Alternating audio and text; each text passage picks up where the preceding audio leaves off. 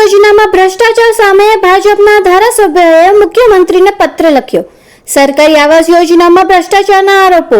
ભાજપના ધારાસભ્યોએ મુખ્યમંત્રીને લખ્યો પત્ર.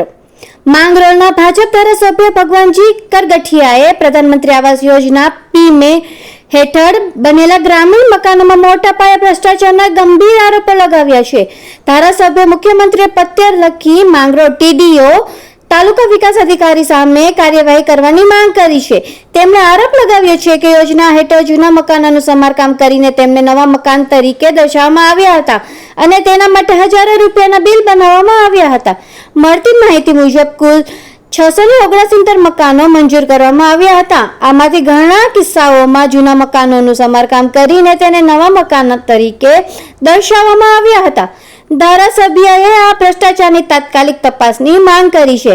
ખુદ ભાજપના ધારાસભ્ય દ્વારા લગાવવામાં આવેલા આ આરોપોએ રાજકીય ગલિયારામાં ખળભળાટ મચાવ્યો છે અને આ તપાસની માંગને કારણે મામલો ગરમાયો છે.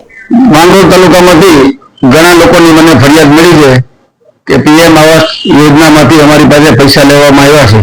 એને અનુસંધાને માનનીય મુખ્યમંત્રીશ્રીને અમે લેટર પેડ ઉપર રજૂઆત કરી છે. ત્યાંથી તપાસના આદેશ પણ થઈ ગયા છે અને તપાસ નાયબ ડીડીઓ જુનાગઢને સોંપવામાં આવી છે. તપાસ પૂર્ણ થાય પછી ખ્યાલ આવે. ખાસ કરીને કેટલા મકાનો હતા અને કઈ રીતે એમાં ભ્રષ્ટાચાર?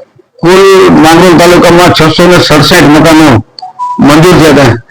એમાંથી કેટલામાં ગેરરીતિ થઈ, કોણે ગેરરીતિ કરી એ બહુ ખ્યાલ નથી, પણ જયારે તપાસ પૂર્ણ થાય પછી એનો અહેવાલ આવે પછી ખ્યાલ આવશે.